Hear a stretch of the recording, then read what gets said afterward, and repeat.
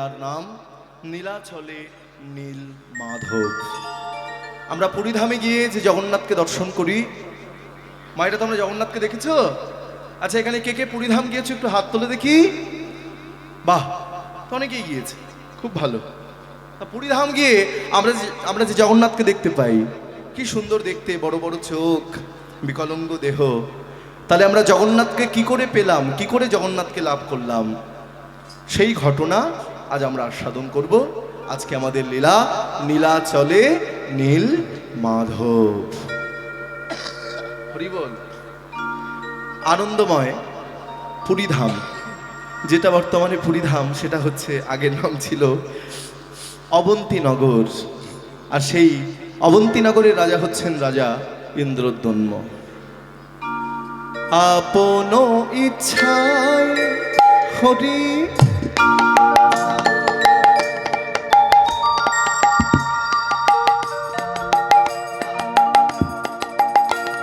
পুরীধামে। ও sound কম, বাইরে আউটপুটে sound কম যে বলছে। দেখি আউটপুটটা দেখি, ইনপুটটা বন্ধ করো একটু, মনিটরটা। জয়নিতাই, একদম মনিটর বন্ধ করে দাও।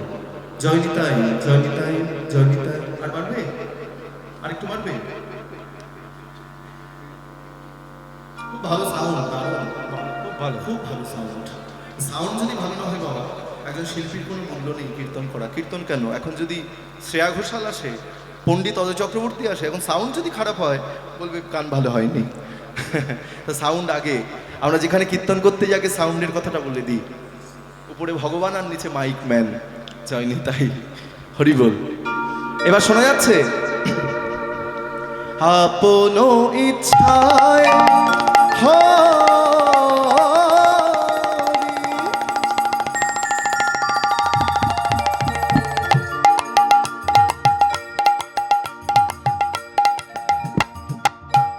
ওই পুরীধামে আইলা।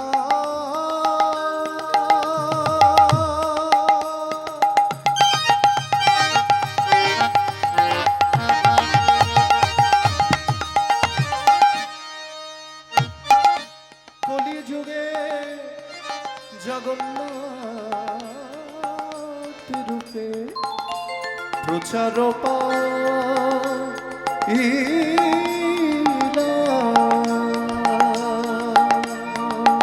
ওরে আপন ইচ্ছায় হরি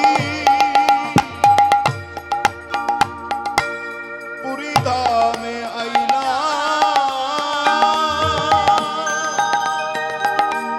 কলিযুগে জগন্নাথ রূপে প্রচার পাইলা। বলো জয় জগন্নাথ, জয় জগন্নাথ, জয় জগন্নাথ, জয় জগন্নাথ, জয় জগন্নাথ, জয় জগন্নাথ, জয় জগন্নাথ, জয় জগন্নাথ। বলি তুমি তো প্রভু এই জগতের নাথ। জয় জগন্নাথ, জয় জগন্নাথ, বলি তুমি তো প্রভু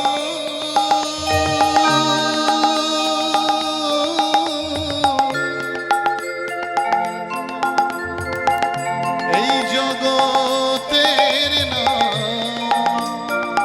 জয় জগন্নাথ, জয় জগন্নাথ, বলি তুমি তো প্রভু জগতের নাথ। বলি আমি আমি কি এই জগৎ ছাড়া।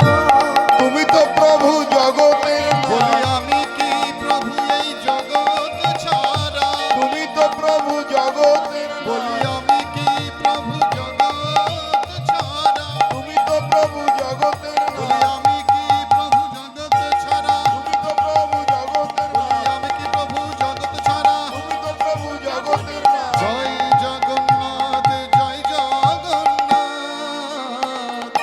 কলিতে জগন্নাথ রূপে প্রচার পাইলা।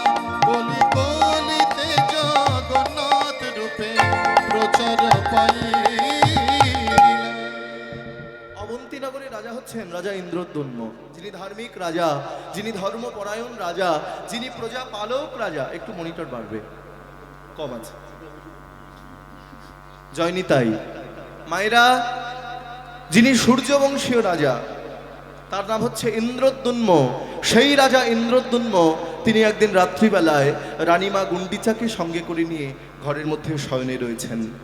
আর এই গভীর রাত্রিবেলায় ভগবান শ্রী গোবিন্দ, ভগবান শ্রীকৃষ্ণ তার মাথার কাছে এসে দাঁড়িয়েছেন। মাথার কাছে দাঁড়িয়ে বলছেন, ইন্দ্রদ্যুম্ন, ইন্দ্রদ্যুম্ন, শোনো শোনো ইন্দ্রদ্যুম্ন ভক্ত আমার, জন্মে জন্মে বাধ্য আমি আছি তব তার। তাই আমি তোমাকে আদেশ দিচ্ছি, ওই নীলগিরি পর্বতের পাদদেশে এক সবর রাজার কাছে আমি নীলমাধব রূপে পূজা পাচ্ছি। তাই আমি আর নীলমাধব রূপে পূজা পেতে চাই না, আমি কলিযুগে জগন্নাথ রূপে প্রতিষ্ঠা পেতে চাই। সেখান থেকে তুমি আমাকে উদ্ধার করো, উদ্ধার করে আমাকে কলিযুগে জগন্নাথ রূপে প্রতিষ্ঠা করো। বেশ, এই বলতে না বলতেই রাজার ঘুম ভেঙে গেল। আর ঘুম ভেঙেই রাজা ইন্দ্রদ্যুম্ন দেখছেন বাবা, সমস্ত ঘরে যেন একটা মিষ্টি গন্ধ, একটা মৃগমত কস্তুরীর গন্ধ, অগুরু চন্দনের গন্ধ। এ কি, এই ঘরে যে মৃগমত কস্তুরীর গন্ধ পাচ্ছি, তাহলে কি স্বয়ং ভগবান, স্বয়ং ভগবান আমার কাছে এসে দাঁড়িয়েছে? এটা কি স্বপ্ন নয়? কিন্তু ভগবান আমাকে আদেশ দিচ্ছে, ভগবান বলছে আমাকে জগন্নাথ রূপে প্রতিষ্ঠা করো। কিন্তু কোথায়, কোথায় সেই নীলগিরি পর্বত, কোথায় সেই সবর রাজা? আমি কি করে খুঁজে পাবো? বলে দাও, বলে দাও, বলে দাও। পাশেই ছিলেন রানীমা। মহারাজ, মহারাজ, আপনি এত ভেঙে পড়বেন না, আপনি এত ভেঙে পড়বেন না মহারাজ। যে আপনাকে স্বপ্নাদিষ্ট করেছেন তিনি আপনাকে একটা না একটা রাস্তা দেখাবেন। বেশ, সকাল হলো। সকালবেলা রাজা ইন্দ্রদ্যুম্ন তিনি সিংহাসনে বসেছেন বাবা। সিংহাসনে বসে সবাইকে বললেন, শোনো, কে কোথায় আছো শোনো, কেউ যদি আমাকে নীলমাধবের সন্ধান এনে দিতে পারে, আমি তাকে 1 লক্ষ স্বর্ণ মুদ্রা দান করব। একজন দুজন করতে করতে প্রায় 19-20 জন এসে হাজির হয়েছে। মহারাজ, মহারাজ, একজন হাত তুলে বলছে, মহারাজ চিন্তা করবেন না, আমি আপনার নীলমাধবের সন্ধান এনে দেব। আর একজন হাত তুলে বলছে, মহারাজ চিন্তা করবেন না, আপনার নীলমাধবকে আমি উদ্ধার করব। মন্ত্রী মশাই বলছে, মহারাজ এটা তো 20 জন আছে, তাহলে 20 জনই যদি নীলমাধবের সন্ধান এনে দেয়, চিন্তা করো না মন্ত্রী, 20 জন যদি নীলমাধবের সন্ধান এনে দেয়, আমি 20 জনকেই 20 লক্ষ স্বর্ণ মুদ্রা দান করব। বেশ, আর দেরি করো না, যেভাবে পারো, যেখান থেকে পারো, আমার নীলমাধবের সন্ধান তুমি আমার কাছে এনে দাও। রাজার চরণধুলি মাথায় নিয়ে সবাই চলেছে ওই নীলমাধবের সন্ধান করতে। কিভাবে যাচ্ছে মায়েরা তারা? শ্রীহরি শ্রীহরি বলি শোভাযাত্রা হইল, শ্রীহরি শ্রীহরি বলি শোভাযাত্রা হইল, শ্রীহরি শ্রীহরি বলি শোভাযাত্রা হইল, শ্রীহরি শ্রীহরি বলি শোভাযাত্রা হলি হইল। দেশে দেশান্তরে তারা ভ্রমিতে লাগিল, দেশ দেশান্তরে তারা ভ্রমিতে লাগিল, দেশ দেশান্তরে তারা ভ্রমিতে বলে লাগিল, দেশ দেশান্তরে তারা ভ্রমিতে লাগিল, দেশ দেশান্তরে তারা ভ্রমিতে তারা লাগিল, ভ্রমিতে লাগিল, ভ্রমিতে লাগিল, ভ্রমিতে লাগিল, ভ্রমিতে লাগিল, ভ্রমিতে লাগিল, দেশ দেশান্তরে তারা ভ্রমিতে লাগিল, দেশান্তরে তারা ভ্রমিতে লাগিল, দেশ দেশান্তরে তারা ভ্রমিতে লাগিল। দেশ দেশান্তরে নীল মাধব দেখা দাও বলে, ভ্রমিতে লাগিল, নীল মাধব দেখা দাও বলে, ভ্রমিতে লাগিল, নীল মাধব দেখা দাও বলে, ভ্রমিতে লাগিল, নীল মাধব দেখা দাও বলে, ভ্রমিতে তারা লাগিল। ভ্রমিতে লাগিল। সবাই নীলমাধবকে খুঁজতে যাচ্ছে, নীলমাধব, নীলমাধব, নীলমাধব। কিন্তু ভক্তমণ্ডলী মায়েরা সবাই নীলমাধবকে খুঁজতে যাচ্ছে কিসের জন্য বাবা? পয়সার জন্য। যে নীলমাধবকে যদি খুঁজে দিতে পারি তাহলে 1 লক্ষ স্বর্ণমুদ্রা আমি পেয়ে যাব। কিন্তু একটি কথা মায়েরা, ভগবানকে কি পয়সা দিয়ে পাওয়া যায়? কি গো, ভগবানকে পয়সা দিয়ে পাওয়া যায়? ভগবানকে পয়সা দিয়ে পাওয়া যায় না। আচ্ছা বাবা, ভগবানকে লাভ করতে গেলে কিসের দরকার হয়? রসগোল্লা? ভগবানকে লাভ করতে গেলে কিসের দরকার হবে? সন্দেশ, রাজভোগ?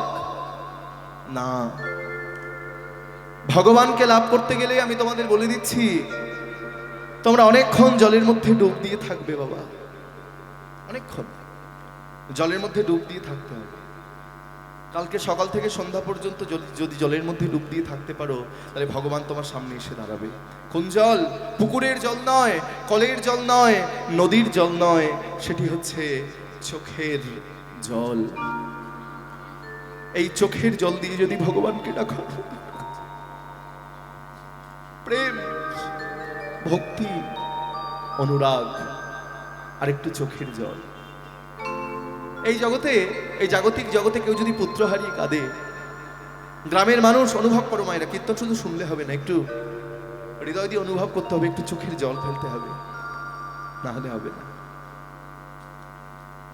এই জাগতিক জগতে আমরা দেখতে পাই যে কেউ যদি পুত্র হারিয়ে কাঁদে, গ্রামের মানুষ তার পাশে গিয়ে কত বোঝায়, কেঁদো না, কেঁদো না, কেঁদো না, অমন করে কাঁদলে তুমি তোমার পুত্রকে ফিরে পাবে না।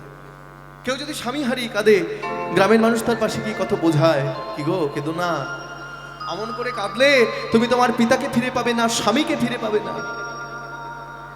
অমন করে কাঁদলে তুমি তাকে তো আর ফিরে পাবে না। অমন করে কেঁদে তুমি তোমার নিজের দেহটিকে নষ্ট করো না। চিরদিন চিরদিন কাহারো সমান নাহি যায়, চিরদিন কাহারো সমান নাহি যায়।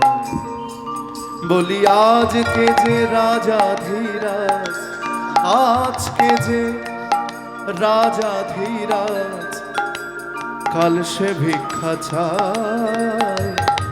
আজকে যে রাজা ধীরাজ, কাল সে ভিক্ষা চায়, সমান নাহি যায়। চিরদিন কাহারো সমান নাহি যায়।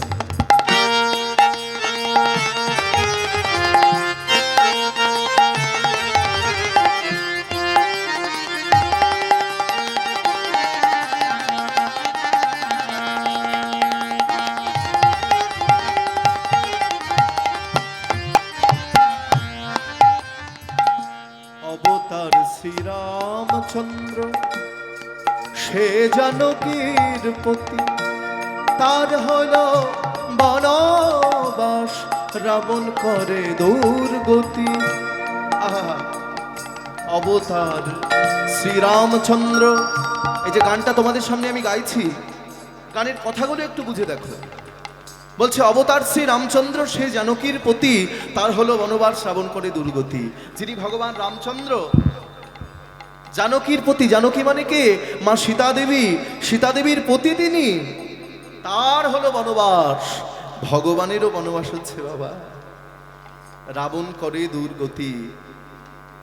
অবতার শ্রীরামচন্দ্র, সে জানকীর পতি, তার হলো বনবাস, রাবণ করে দুর্গতি। আগুনেও পুরিল না, আগুনেও পুরিল না, ললাটের লেখা সমান নাহি যায়। চিরদিন চিরদিন কাহারো সমান নাহি যায়।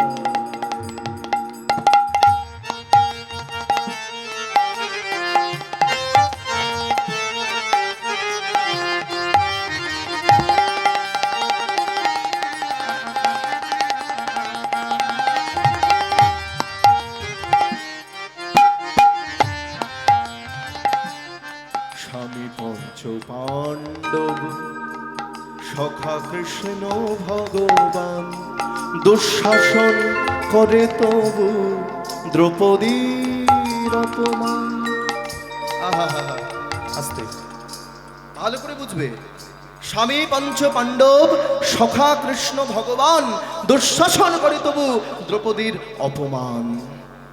যার পঞ্চপাণ্ডব স্বামী বাবা, ভীম, অর্জুন, নকুল, সহদেব, যুধিষ্ঠির, স্বর্গে গিয়েছিল কে পঞ্চপাণ্ডবের মধ্যে? বাহ, যুধিষ্ঠির, কেউ স্বর্গে যেতে পারিনি, একমাত্র যুধিষ্ঠির স্বর্গে গিয়েছিল। কেন? যখন রাজসহ যজ্ঞ হয়েছিল বাবা, আর রাজসহ যজ্ঞের সময় যুধিষ্ঠির বাড়িতে ছিল না, তিনি রাজকার্য পরিচালনা করতে গিয়েছিল। যখন রাজসহ যজ্ঞ হলো, সেই যজ্ঞে হাজার হাজার ভক্ত, হাজার হাজার বৈষ্ণবকে নিমন্ত্রণ করা হলো। তারা প্রসাদ পেল, প্রসাদ পেয়ে তারা বাড়িতে চলে গেল। যুধিষ্ঠির রাজকার্য পরিচালনা করে তিনি বাড়িতে এসে দ্রৌপদীকে বলছে, দ্রৌপদী আমাকে প্রসাদ দাও। দ্রৌপদী বলে, স্বামী তোমার জন্য তো আর প্রসাদ নেই। এ কি বলছো দ্রৌপদী, আমার জন্য প্রসাদ রাখনি? না স্বামী, প্রসাদ তো শেষ হয়ে গেছে। বেশ, আমাকে প্রসাদ দিতে হবে না। বলো দ্রৌপদী, ওই বৈষ্ণবরা সেবা করেছে, সেই উচ্ছিষ্ট পাতা তুমি কোথায় ফেলেছো? দ্রৌপদী বলে, স্বামী ওই উচ্ছিষ্ট পাতা আমি নর্দমার মধ্যে ফেলে দিয়েছি। যুধিষ্ঠির সেই নোংরার মধ্যে নেমে, যেখানে কুকুর গিয়ে খাচ্ছে, সেই কুকুরের সাথে গিয়ে সেই উচ্ছিষ্ট বৈষ্ণবের এঁঠো পাতা, বৈষ্ণবের উচ্ছিষ্ট তাহে মর মনোমিষ্ঠ, সেই উচ্ছিষ্ট প্রসাদ, উচ্ছিষ্ট পাতা চাটতে লাগলো। ভক্ত পদ জল, আহা, ভক্ত পদ রেণু, ভক্ত পদ জল, ভক্তের ভক্তাবশের স্তিন সাধনের সম্বল, ভক্ত পদ ধুলি, ভক্ত পদ জল, ভক্তের চরণ ধৌত জল, আর ভক্তের ভক্তাবশেষ। বৈষ্ণব যেটা সেবা করবে, ভক্ত যেটা সেবা করবে, তার উচ্ছিষ্ট তিন সাধনের সম্বল। মায়েরা, তোমাদের বাড়িতে যখন গুরুদেব আসবে, তোমাদের বাড়িতে যখন বৈষ্ণব আসবে, তোমাদের বাড়িতে যখন ভক্ত আসবে, তোমরা কি করবে? আগে সাধু, গুরু, বৈষ্ণবের চরণ কিন্তু ধৌত করে নেবে। কেননা সাধুগুরু বৈষ্ণবের চরণ ধৌত জল সর্বতীর্থের ফল, সেই জল কি তুমি করেছ সম্বল? সাধু সঙ্গ, বৈষ্ণব সেবা, গুরুর ভজন, এই তিনে মিলে করে ভক্তের বিঘ্ন বিনাশন। নয়ন সফল হয় সাধু দর্শনে, করের সফল জানি চরণ সেবনে। বদন সফল হলো শ্রীকৃষ্ণ চৈতন্য নাম, যত দুঃখ দূরে গেল পুরে মানুষ কম। অঙ্গের পরশ লাগিয়ে ত্রিতাপ জুড়ায়, দহুতনু এক মিলি গড়াগড়ি যায়। মুখে হরি হরি বলে দুটি বাহু তুলি, আনন্দে করয় রোল ভকত মণ্ডলী।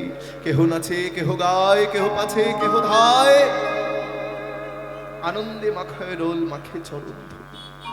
স্বামী পঞ্চ পাণ্ডব, সখা কৃষ্ণ ভগবান, দুঃশাসন করে তো দ্রৌপদীর অপমান। মহারাজ হরিশচন্দ্র রাজ্য দান করে সে, শ্মশানে রক্ষী হয়ে সে, লোভিল চণ্ডাল বেশ।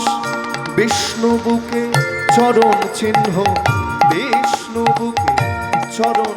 আসতে মায়েরা, জানো ভগবানের পক্ষে কার চরণ চিহ্ন আছে? বলো দেখি।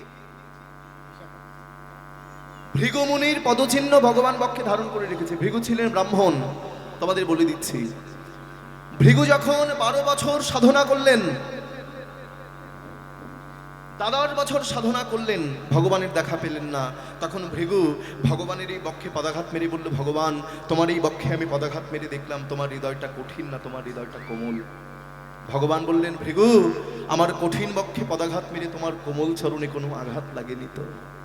বিষ্ণু বুকে চরণ চিহ্ন, বিষ্ণু বুকে চরণ চিহ্ন, ললাট লেখা খন্ডায়, সমান নাহি যায় চিরদিন চিরদিন। কাহারো সমান নাহি যায়, বলি আজকে যে রাজা ধীরাজ, আজকে যে রাজা ধীরাজ, কাল সে ভিক্ষা ছাড়, সমান নাহি যায় চিরদিন চিরদিন।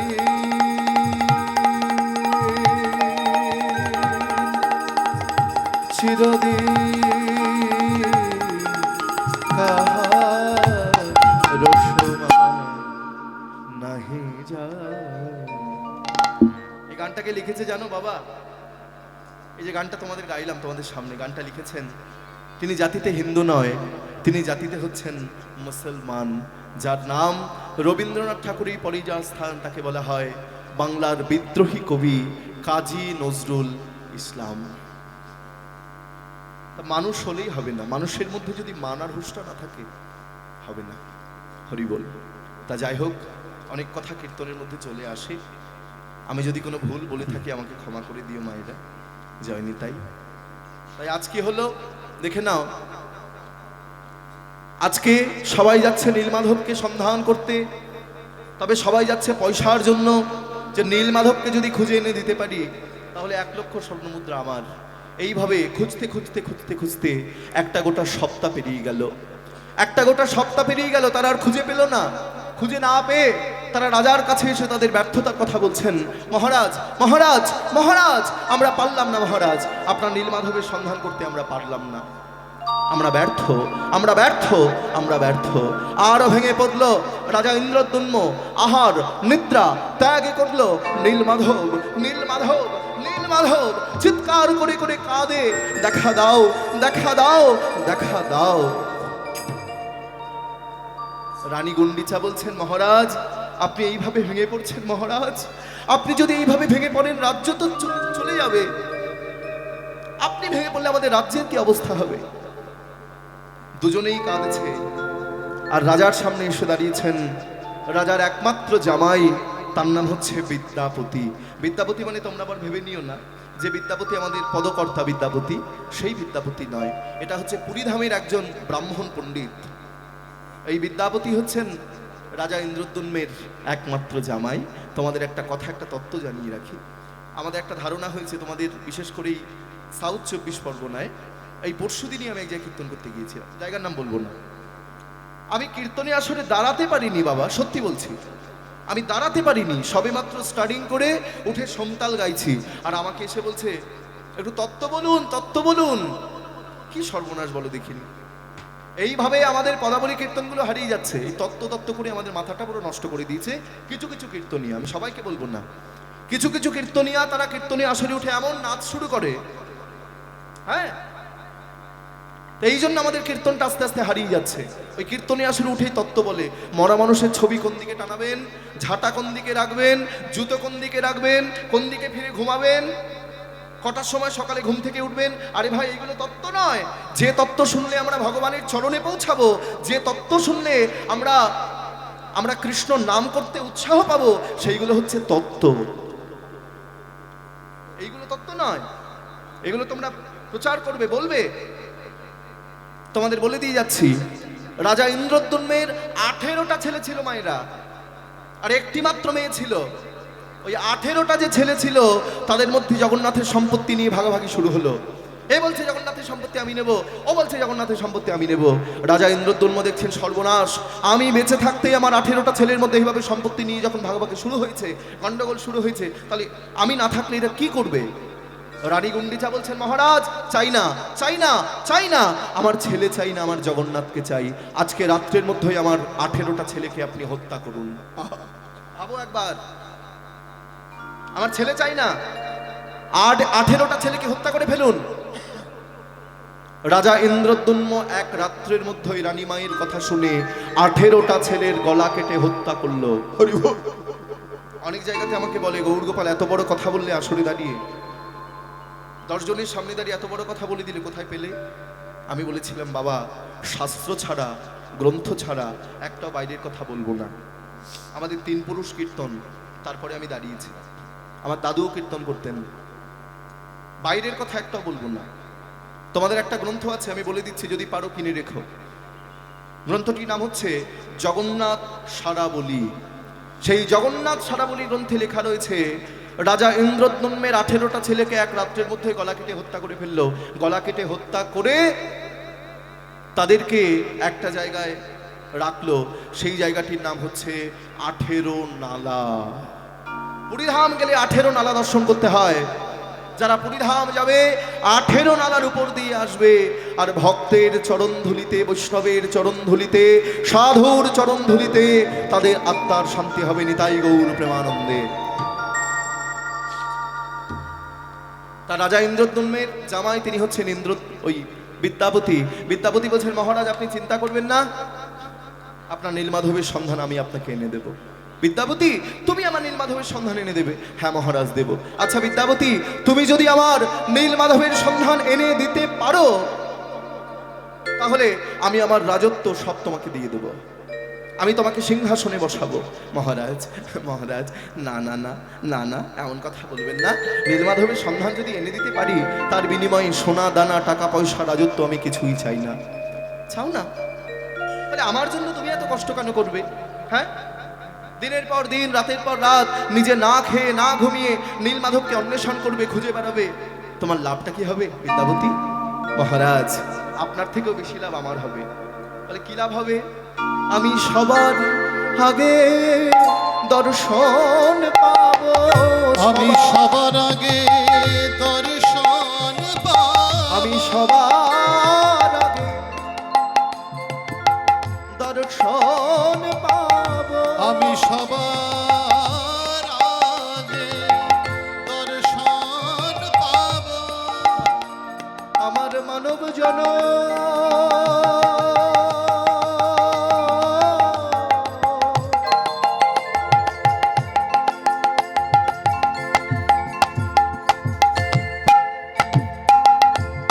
আমার মানব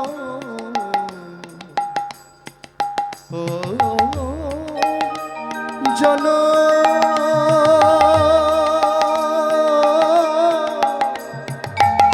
ধন্য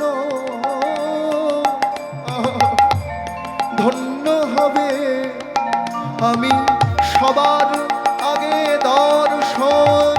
আমার মানব জনম ধন্য হবে, সবার আগে দর্শন আমার পাবো। মানব জনম ধন্য হবে, সবার আগে দর্শন আমার পাবো। মানব জনম ধন্য হবে, সবার আগে দর্শন পাবো। মানব জনম ধন্য হবে, সবার আগে দর্শন আমার পাবো। মানব জনম ধন্য হবে।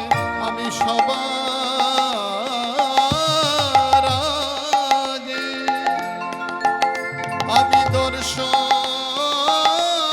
পাবো। বেশ বিদ্যাপতি, তাহলে আর দেরি করো না, যাও তুমি নীলমাধবের সন্ধান করতে যাও। রাজার চরণধুলি মাথায় নিয়ে এবার বিদ্যাপতি চলেছেন বাবা। ও মাইরা, বিদ্যাপতি চলেছে, কিভাবে যাচ্ছে? গিরি ধারি গোপাল ব্রজ গোপ দুলাল, অপরূপ লীলা তব তরুণ। গিরি ধারি গোপাল ব্রজ গোপ দুলাল, অপরূপ লীলা তব তরুণ। গিরি ধারি গোপাল।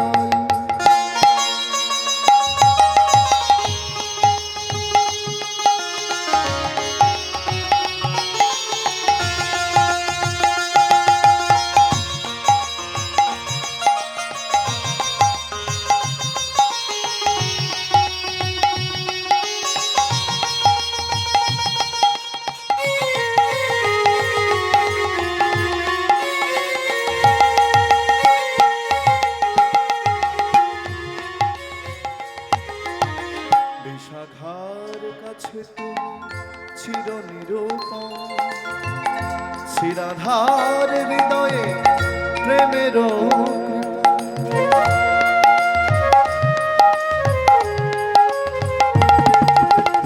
বিশাখার কাছে তুমি চির নিরূপণ, শিরাধার হৃদয়ে তুমি প্রেমের কৃপা। শ্রীরাম সুরাম সখা গোঠের রাখা, শ্রীরাম সুরাম সখা গোঠের রাখা, অপরূপ লীলা তব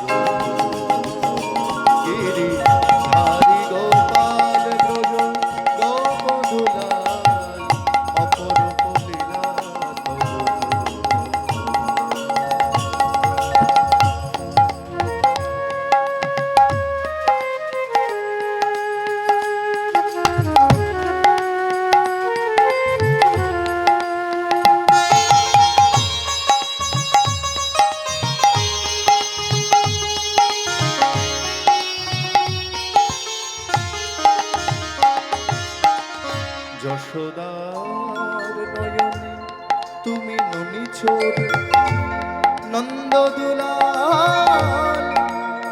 তুমি আনন্দ কিশোর।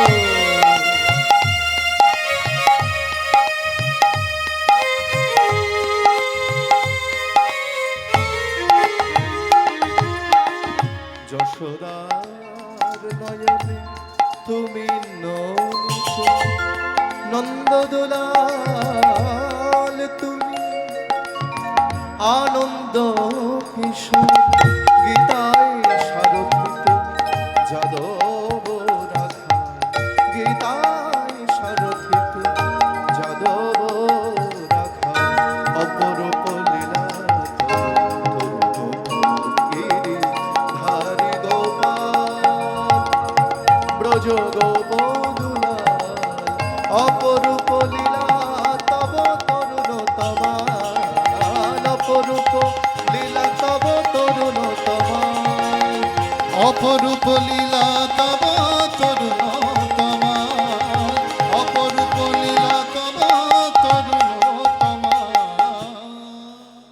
একদিন গেল, দুদিন গেল, বিদ্যাপতি কত নদী পেরিয়ে, কত জঙ্গল পেরিয়ে, কত পাহাড় পেরিয়ে চলে যাচ্ছে নীল মাধব, নীল মাধব, নীল মাধব বলতে বলতে। ভক্তমণ্ডলী মায়েরা, একদিন, দুদিন, তিন দিন, চার দিন করতে করতে গোটা একটা সপ্তাহ পেরিয়ে গেল, 10 দিন পেরিয়ে গেল। কতদিন চলতে পারে একটা দেহ বলো? না খেয়ে না ঘুমিয়ে দিন রাত্রি, রাতের পর রাত, দিনের পর দিন খুঁজে বেড়াচ্ছে নীল মাধব। কোথায় আছো নীল মাধব, কোথায় আছো খুঁজে বেড়াচ্ছে, খুঁজে পাচ্ছে না। এইবার 2 সপ্তাহ পেরিয়ে গেল বাবা, 14টা দিন হয়ে গিয়েছে। বিদ্যাপতি একটা গভীর জঙ্গলের মধ্যে প্রবেশ করেছে মায়েরা। এমন জঙ্গল, এমন ভয়ঙ্কর জঙ্গল, সেই জঙ্গলের মধ্যে দিনের বেলাতেও যেন মনে হয় যে আমরা রাত্রিবেলায় বসে আছি।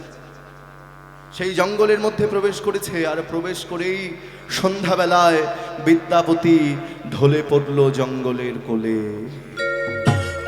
চোখ দুটো বন্ধ হয়ে যাচ্ছে, মুখ দিয়ে কথা বেরোচ্ছে না, আস্তে আস্তে নিঃশ্বাস প্রশ্বাস বন্ধ হয়ে যাচ্ছে। বিদ্যাপতি নয়ন জলে ভেসে যায়, নীল মাধব, নীল মাধব, নীল মাধব। আর মনে হয় তোমার সঙ্গে আবার দেখা হবে না।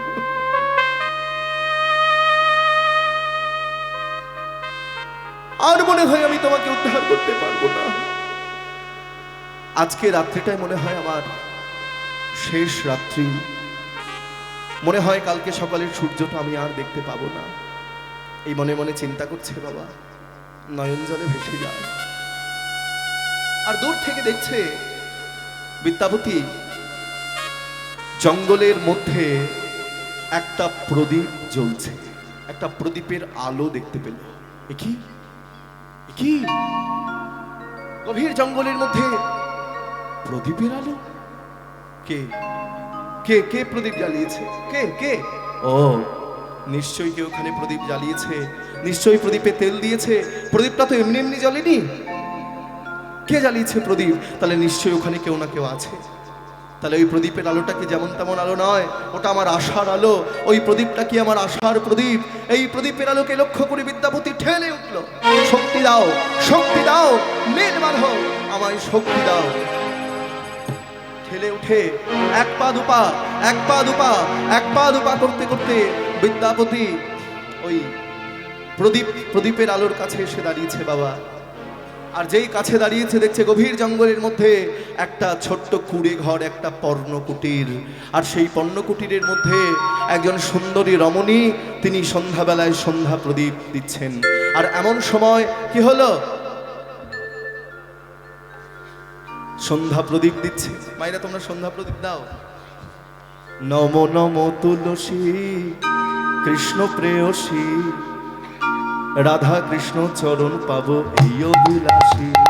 নম নম তুলসী কৃষ্ণ প্রেয়সী, রাধা কৃষ্ণের চরণ পাব এই অভিলাষী। নম নম তুলসী কৃষ্ণ প্রেয়সী, রাধা কৃষ্ণ চরণ পাবো এই অভিলাষী। নম নম তুলসী কৃষ্ণ প্রেয়সী, রাধা রাধা কৃষ্ণের চরণ পাবো এই অভিলাষী।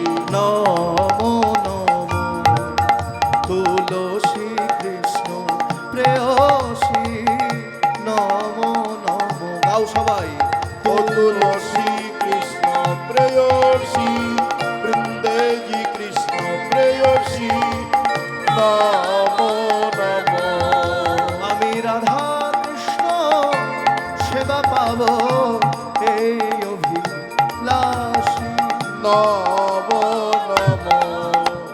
ও তুলসী কৃষ্ণ প্রেয়সী, বৃন্দেজি কৃষ্ণ প্রেয়সী, নমো নমো।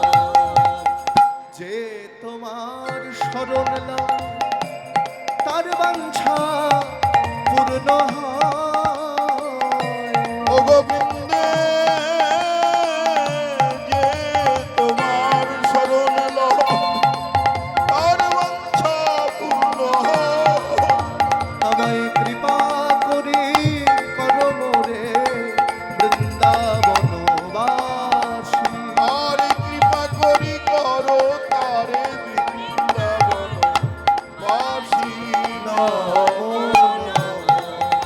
তুলসী কৃষ্ণ প্রেয়সী, বৃন্দেজি কৃষ্ণ প্রেয়সী, নমো নমো। তুমি বৃন্দে নাম ধরো অঘটন ঘটাতে পারো। তুমি বৃন্দে নাম ধরো অঘটন ঘটাতে পারো।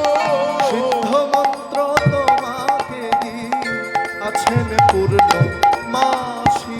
নমো নমো। ও তুলসী কৃষ্ণ প্রেয়সী, নমো নমো। দীন কৃষ্ণ দাসে কয় মোর যেন এই দীন কৃষ্ণ দাস কয় মোর যেন এই হয়। শ্রী রাধা গোবিন্দ। তো হাতগুলো উপরে তুলো সবাই সবাই। আমি শ্রী রাধা গোবিন্দ প্রেমে সদা যেন ভাসি। আমি শ্রী রাধা গোবিন্দ প্রেমে সদাই যেন আমি গৌর গোবিন্দ প্রেমে সদা যেন ভাসি। গৌর গোবিন্দ প্রেমের সদাই যেন ভাসি। জয় তুলসী মহারানী, জয় তুলসী মহারানী, তুলসী মহারানী, জয় তুলসী মহারানী, জয় তুলসী মহারানী, জয় তুলসী মহারানী, জয় তুলসী মহারানী, জয় তুলসী মহারানী। জয় নিতাই।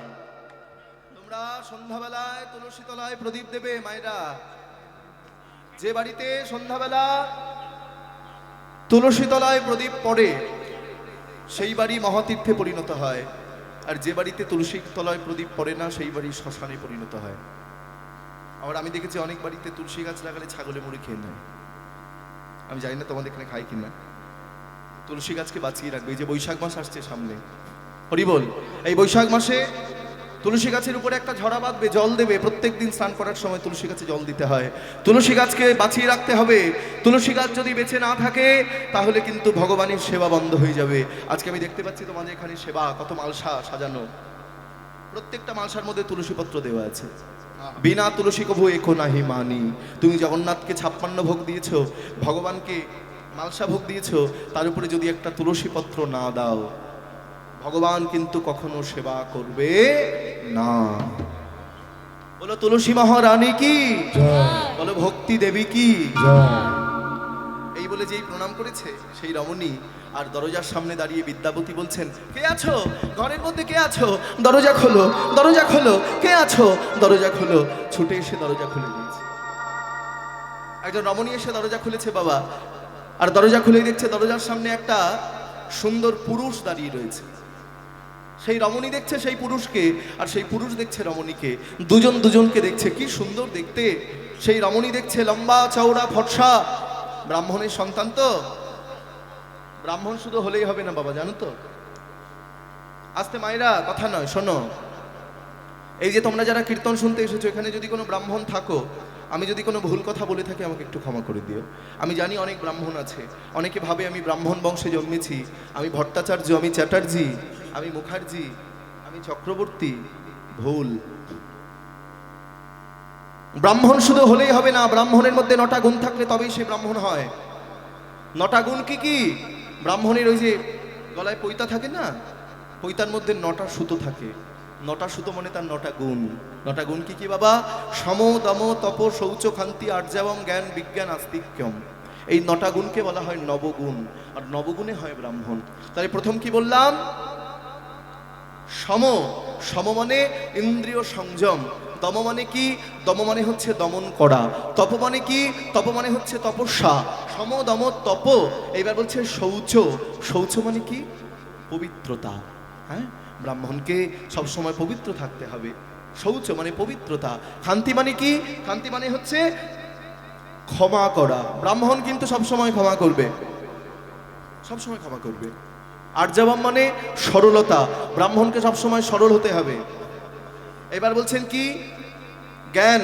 শাস্ত্রের প্রতি প্রত্যেকটি ব্রাহ্মণের জ্ঞান থাকতে হবে। বিজ্ঞান। শুধু শাস্ত্রের জ্ঞান থাকতে হবে না, তাকে বিশেষ জ্ঞানের অধিকারী হতে হবে, বিজ্ঞান। আর সবার শেষে বলছে আস্তিক্যম। আস্তিক্যম মানে ঈশ্বরের প্রতি অগাধ বিশ্বাস। এই 9টা গুণ যার মধ্যে থাকবে সে হবে প্রকৃত ব্রাহ্মণ। ব্রাহ্মণ যখন আমাদের বাড়ি পুজো করতে আসে বাবা, 5 জনের পুজো আগে করে। কি গো মায়েরা, ঠিক বলছি? 5 জনের পুজো ব্রাহ্মণ আগে করে। প্রথম পুজো কার পুজো হয়? গণেশ, তারপর দীনেশ, তারপর রমেশ, তারপর উমেশ, তারপর উমা। 5 জনের পুজো কিন্তু ব্রাহ্মণ আগে করবে। প্রথম যার পূজা হবে তিনি হচ্ছেন গণেশ। তারপর কি বললাম? দীনেশ। দীনেশ মানে কে? দীনেশ, যিনি দিনের বেলা উদিত হন, সূর্য।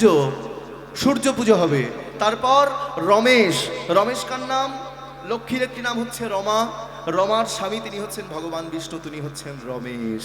বিষ্ণু পূজা হবে। তারপর কার পূজা হবে? উমেশ। উমেশ মানে কি? উমেশ মানে হচ্ছে উমা, উমার স্বামী। উমা মানে দুর্গা, দুর্গার স্বামী উমেশ, তিনি হচ্ছেন শিব ঠাকুর। শিবের পূজা হবে। তারপর হবে উমা। উমা মানে কি? দুর্গা। ভগবান শ্রীকৃষ্ণ বৃন্দাবনে যত লীলা করেছেন সব কিন্তু যোগমায়াকে আশ্রয় করে, উমাকে আশ্রয় করে। হ্যাঁ, উমাকে, যিনি কালী, যিনি দুর্গা, তিনি হচ্ছেন যোগমায়া। তা মায়ের কথা যখন উঠলো, একটু মায়ের একটা গান গাইবো? গাইবো? হ্যাঁ, খুব ভালো। আমার এত আনন্দ হচ্ছে তোমাদের দেখে, না আমার খুব আনন্দ হচ্ছে। আজকে 2 মাস আমার রাত্রি জাগা। এইরকম মানে খুব টায়ার্ড আমি, কি বলবো।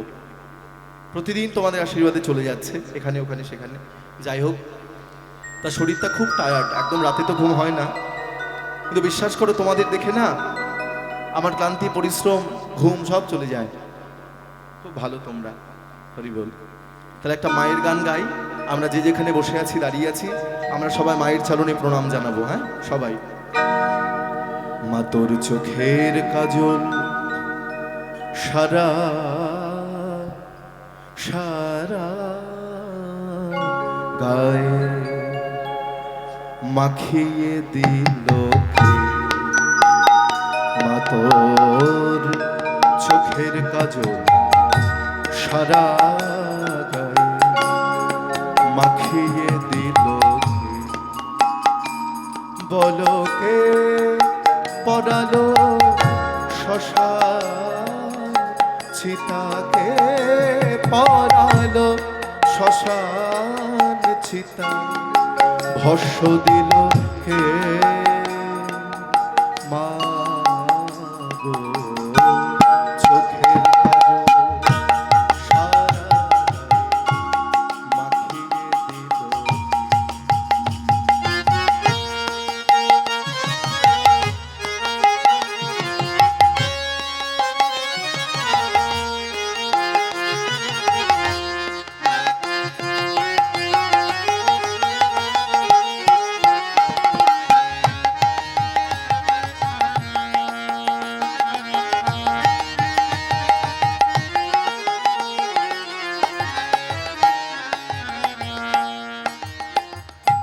হাড়ের মালা কোথায় পেলি যোগী নিশা? সেজে এলি মা।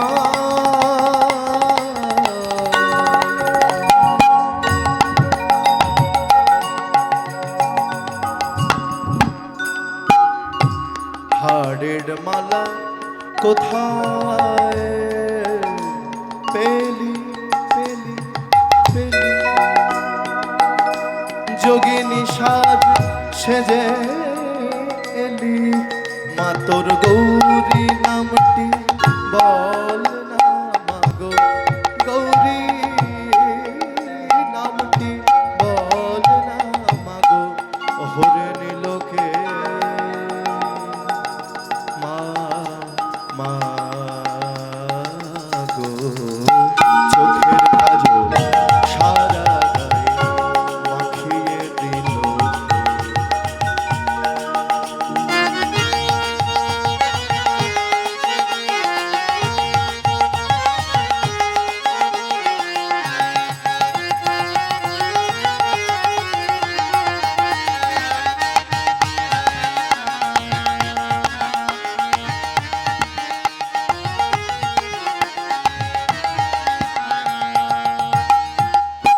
দেখে যারে পায়ের শোভা পা,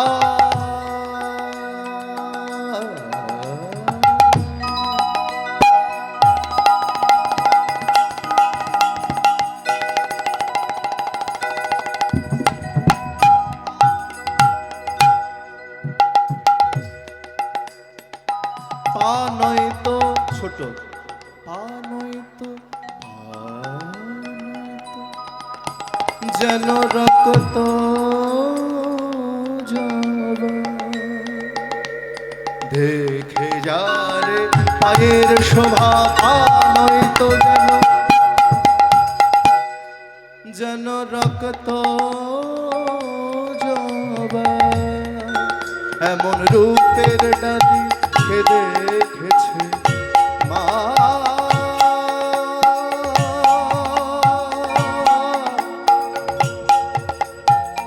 মা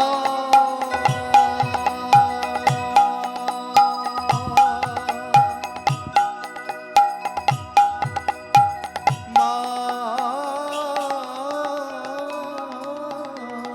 গো,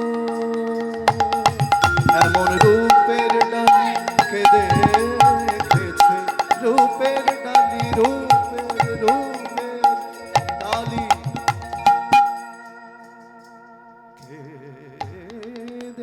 কে দেখেছে সারা ত্রিজগতে মা মা গো, চোখের কাজল সারা গায়ে মাখিয়ে দিল, চোখের কাজল সারা গায়ে মাখিয়ে দিল। একবার জোর করে উলুধ্বনি করো।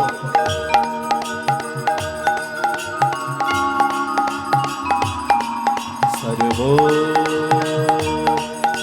মঙ্গল মঙ্গলে শিবে সর্বত্র স্বাধিকে, শরণ্যে ত্র্যম্বকে গৌরী নারায়ণী নমস্তুতে, জয়ন্তী মঙ্গলা কালী ভদ্রকালী কপালিনী, দুর্গা শিবা সমাধাত্রী স্বাস্বধা নমস্তুতে। या देवी सर्वभूतेषु शक्तिरूपेण संस्थिता, नमस्तस्मै नमस्तस्मै नमस्तस्मै नमो नमः। या देवी सर्वभूतेषु भक्तिरूपेण संस्थिता, नमस्तस्मै नमस्तस्मै नमस्तस्मै नमो नमः। या देवी सर्वभूतेषु मातृरूपेण संस्थिता, नमस्तस्मै नमस्तस्मै नमस्तस्मै नमो नमः। या स्मृतिरूपेण संस्थिता, नमस्तस्मै नमस्तस्मै नमस्तस्मै नमो नमः। या देवी सर्वभूतेषु बुद्धिरूपेण संस्थिता, नमस्तस्मै नमस्तस्मै नमस्तस्मै नमो नमः। या देवी सर्वभूतेषु लक्ष्मीरूपेण संस्थिता, नमस्तस्मै नमस्तस्मै नमस्तस्मै नमो नमः। या देवी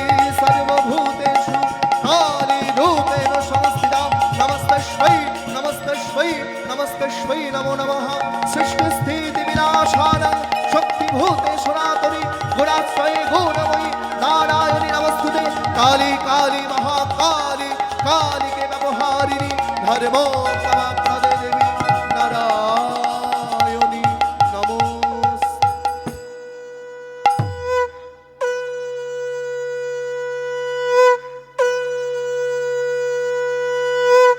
ঠিক 6:30টার সময় আমার কীর্তন শেষ হয়ে যাবে। যাবার আগে একটি কথা বলে যাই, এতক্ষণ কীর্তন করলাম, অনেক ভুল ত্রুটি হয়েছে, তোমরা প্রত্যেকে আমাকে নিজ সন্তান মনে করে ক্ষমা করে দিও। নিতাই গৌর হরি বল। তাই আজকে হলো মায়েরা, বিদ্যাপতি বলছেন, বিদ্যাপতি সেই রমণীর দিকে চেয়ে আছেন, তখন বিদ্যাপতি বলছেন কে আপনি, আপনার পরিচয় কি? তখন সেই রমণী বলছে শবরেরও কন্যা আমি, নামটি ললিতা। শবরের কন্যায় আমি, নামটি ললিতা। শবরের কন্যায় আমি, নামটি ললিতা। শবরের কন্যায় আমি, নামটি ললিতা। শবরের কন্যায় আমি, নামটি ললিতা। শবর রাজা বিশ্বাবসু হয় মোর পিতা। শবর রাজা বিশ্বাবসু হয় মোর পিতা। শবর রাজা বিশ্বাবসু হয় মোর পিতা। শবর রাজা বিশ্বাবসু হয় মোর পিতা। সেই রমণী বলছেন শবরেরও কন্যা আমি, নামটি ললিতা। শবর রাজা বিশ্বাবসু হয় মোর পিতা।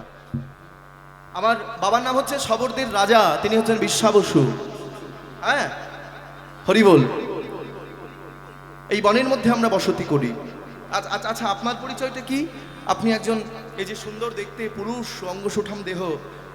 আমি পথিক, আমি পথ হারিয়ে ফেলেছি, আমার নাম বিদ্যাপতি, আমি একজন ব্রাহ্মণ পণ্ডিত।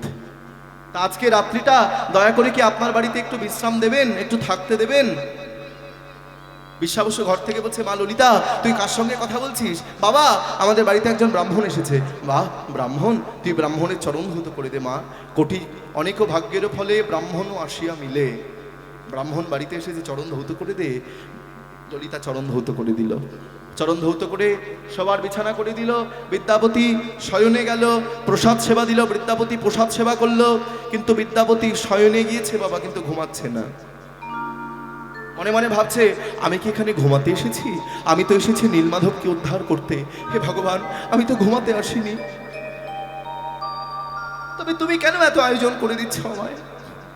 এই মনে মনে ভাবছে, ঘুমায়নি কিন্তু। ঠিক রাত্রি 12টার সময় বিশ্বাবসু ললিতাকে ডেকে উঠলো। ললিতা, ললিতা। হ্যাঁ বাবা বলো। বলি ব্রাহ্মণ ঘুমিয়েছে? হ্যাঁ বাবা ঘুমিয়েছে। ব্রাহ্মণকে সেবা দিয়েছিস মা? হ্যাঁ বাবা দিয়েছি। আচ্ছা শোন, অনেক রাত্রি হয়েছে, তুই আর দেরি করিস না মা, আমাকে তাড়াতাড়ি নৈবেদ্য সাজিয়ে দিয়ে আমি নীলমাধবের সেবায় যাব। বিদ্যাপতি চমকে উঠলো। হ্যাঁ, আমি কি শুনলাম? কার সেবায় যাবে? নীলমাধব, নীলমাধব, নীলমাধব। তাহলে কি? না না না না না না না না না, আমার ভুল হচ্ছে, ভুল হচ্ছে, ভুল হচ্ছে। ওই সব সময় নীলমাধব নীলমাধব নীলমাধব ওই চিন্তা করছি বলে আমার মাথার মধ্যে নীলমাধব ঢুকে বসে আছে। না না, ভুল হয়েছে। আচ্ছা, সত্যি কি ভুল হলো? তাহলে আজকে যখন আমি এই বাড়িতে আছি, বলেছিলাম কালকে চলে যাব, কালকে আমি যাব না, কালকেও থাকবো। আজকে যখন পূজায় গেছে, নিশ্চয়ই কালকেও যাবে। সেদিনকার রাত্রি চলে গেল। সকালবেলা বিদ্যাপতি রাজার কাছে গিয়ে বলছেন মহারাজ, বিশ্বাবসুর কাছে গিয়ে বলছেন মহারাজ আজকে রাত্রিটা আপনার বাড়িতে আমি বিশ্রাম করতে চাই। বেশ, আপনি ব্রাহ্মণ সন্তান, যতদিন ইচ্ছে আপনি থাকুন, কোনো অসুবিধা নেই। আচ্ছা বেশ। প্রসাদ দিল ললিতা, প্রসাদ সেবা করে বিদ্যাপতি সবার বিছানা করে দিল, শয়নকক্ষে গেল। আজ কিন্তু ঘুমায়নি, চুপ করে জেগে বসে আছে। ঠিক রাত্রি 12টার সময় আজও একই কথা। ললিতা, ব্রাহ্মণ ঘুমিয়েছে? হ্যাঁ বাবা ঘুমিয়েছে। তাহলে তুই আমাকে নৈবেদ্য সাজিয়ে দে, আমি নীলমাধবের সেবায় যাব। বিদ্যাপতি চিৎকার করে কেঁদে উঠল, নীলমাধব তাহলে কৃপা করে, করুণা করে, দয়া করে তুমি আমাকে জানিয়ে দিলে যে তুমি আছো। তোমার সন্ধান পাবো কি করে? খুব বেশি দূরে নয়, কাছাকাছির মধ্যেই আছো, এটা জানতে পারলাম। কিন্তু তোমাকে পাবো কি করে? এমনি এমনি তো পাবো না। তোমাকে লাভ করতে গেলে এমনি এমনি লাভ করতে পারবো না। কি করে লাভ করব? না, এই পরিবারের সঙ্গে আমাকে একটা সম্বন্ধ স্থাপন করতে হবে। সম্বন্ধ স্থাপন মানে কি মাইরা? হ্যাঁ, শবর রাজা বিশ্বাবসুর কন্যা ললিতাকে আমি বিবাহের প্রস্তাব দেব। এই বাড়ির জামাই হব, তাহলে আমার জামাইয়ের অধিকারটা আগে আগে থাকবে, তবে আমি নীলমাধবকে উদ্ধার করতে পারবো। এইখানে তোমাদের একটা কথা জানিয়ে রাখি, বিদ্যাপতির কি চরিত্র খারাপ ছিল? না, তার ইন্দ্রিয় চরিতার্থ করার জন্য ললিতাকে বিবাহ করলো না, শুধুমাত্র নীলমাধবকে উদ্ধার করবার জন্য। সকালবেলা প্রস্তাব দিল রাজার চরণে, মহারাজ আমি আপনার একমাত্র মেয়ে ললিতাকে বিবাহ করতে চাই। বেশ, সে তো খুব ভালো কথা। আমরা হলাম সবর জাতি, আমরা হলাম নিচু জাতি, আর আমার মেয়ে ললিতার সঙ্গে তুমি বিবাহ করবে, তাহলে আর দেরি নয়, শুভস্য শীঘ্রম। এইবার ললিতার সঙ্গে বিদ্যাবতীর বিবাহ সম্পন্ন হচ্ছে। মায়ের একটু জোর করে উদ্ধ্বনি করো। বাহ, এই তো।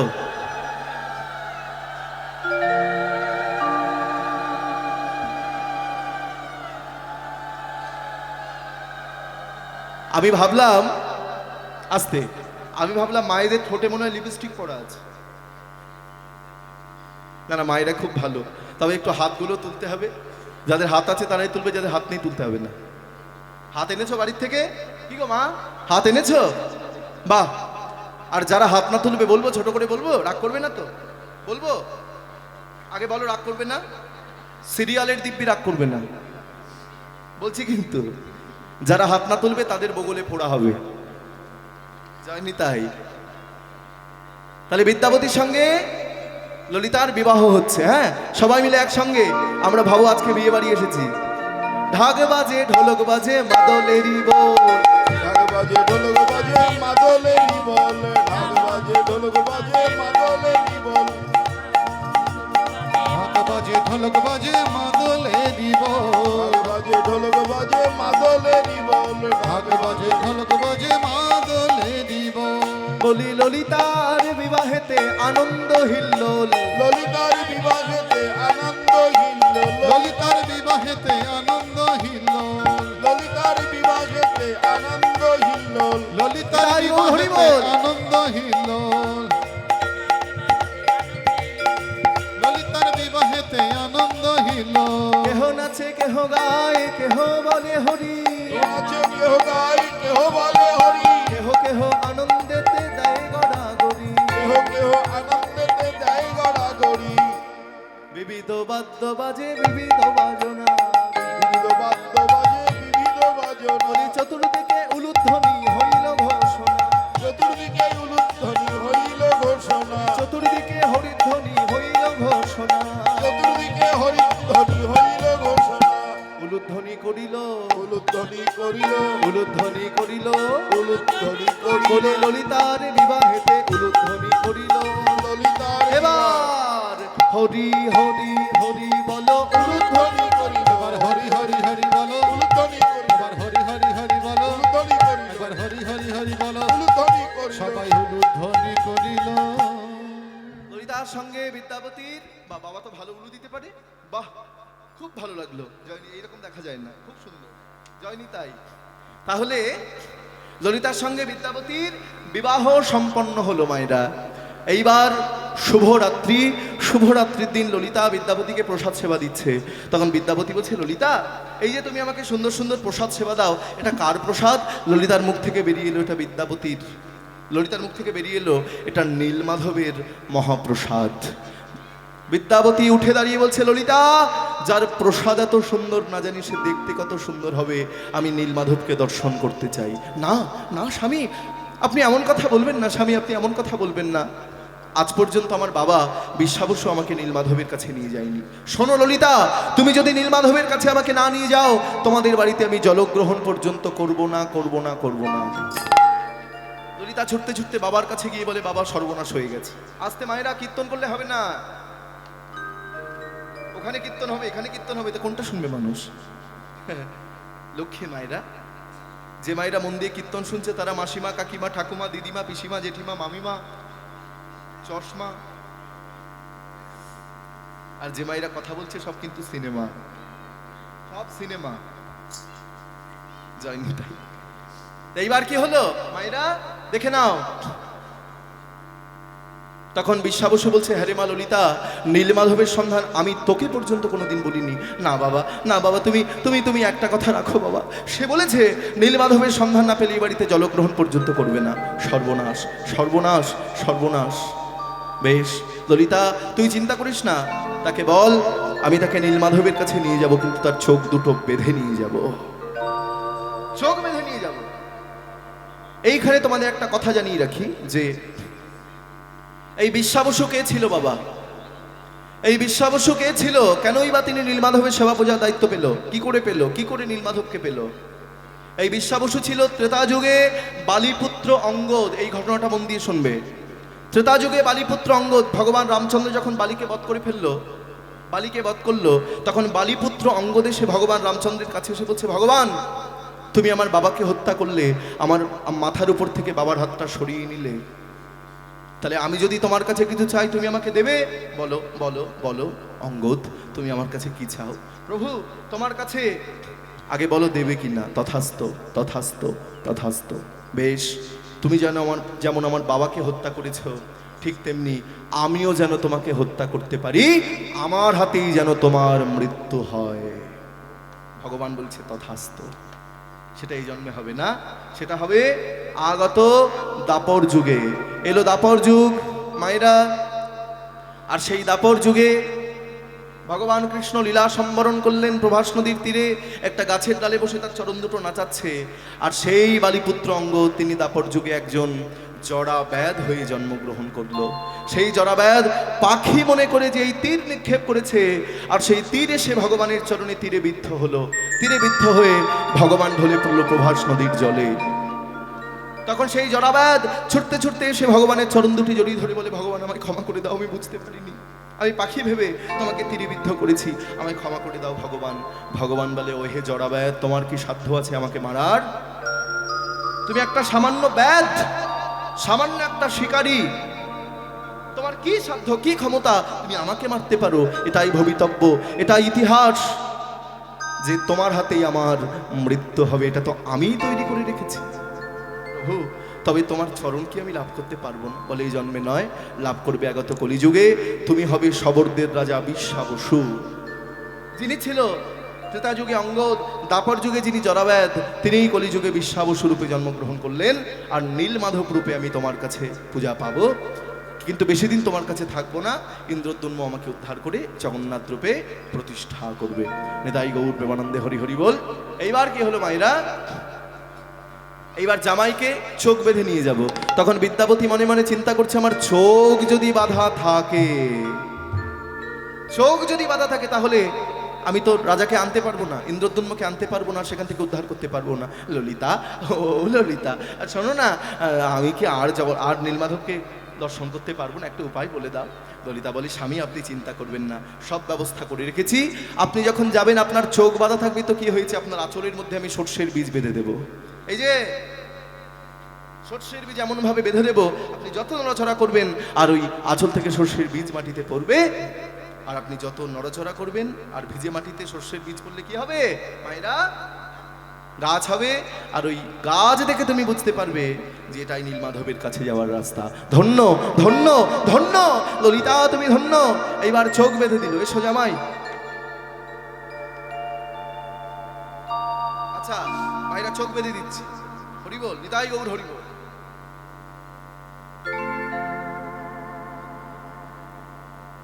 জানি তাই। এবার চোখ বেঁধে দিয়েছে আর আমি আগে আগে যাব। কিভাবে যাচ্ছে?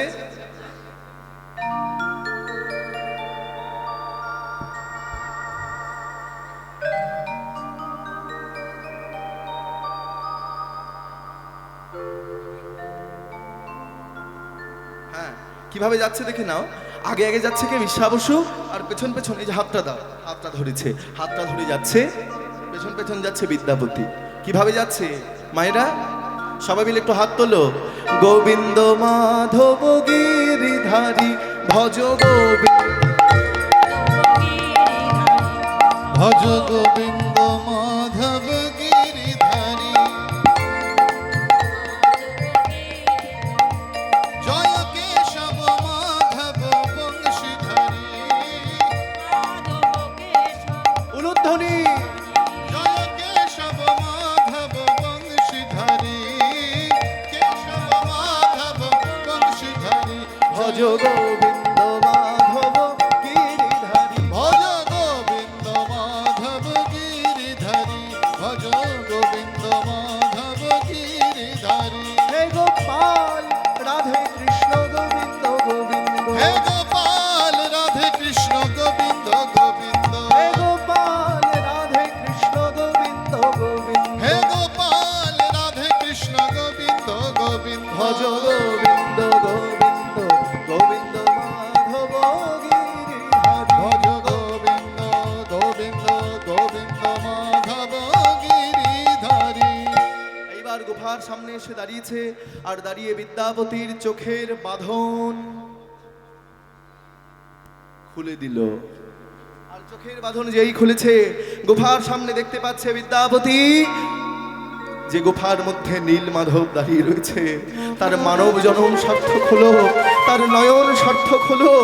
বিদ্যাপতি দুহাত তুলে বলছেন, হে কৃষ্ণ করুণা সিন্ধু দীনবন্ধু জগৎপতি গোপেশ গোপিকাকান্ত রাধাকান্ত নমোস্তুতে।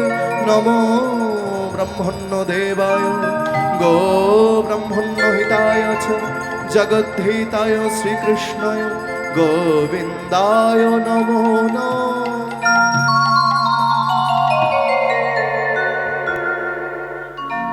প্রাণ ভরে দর্শন করলো। দৈববাণী হলো, বিদ্যাপতি বিদ্যাপতি যাও, তুমি গিয়ে রাজা ইন্দ্রদ্যুম্নকে নিয়ে এসো, আর দেরি করো না। বেশ, ললিতার কাছে এসে বলছে, ললিতা ললিতা, আমি কিছুদিনের জন্য বাড়িতে যাচ্ছি, তুমি চিন্তা করো না, আমি তোমাকে রাজবাড়িতে নিয়ে যাব, তোমাকে আমি আমার স্ত্রীর মর্যাদা দেব। স্বামী কথা দাও, আসবে তো? কথা দিলাম, আসবো। এইবার মায়েরা, বিদ্যাপতি চলে যাচ্ছেন কোথায়? অবন্তী নগরে। বিদ্যাপতি চলিলেন অবন্তী নগরে। বিদ্যাপতি চলিলেন অবন্তী নগরে। বিদ্যাপতি চলিলেন অবন্তী নগরে। বিদ্যাপতি চলিলেন অবন্তী নগরে। কথা যাইয়া রাজারে দণ্ডবত করে। তথা যাইয়া রাজার দণ্ডবত করে। তথা যাইয়া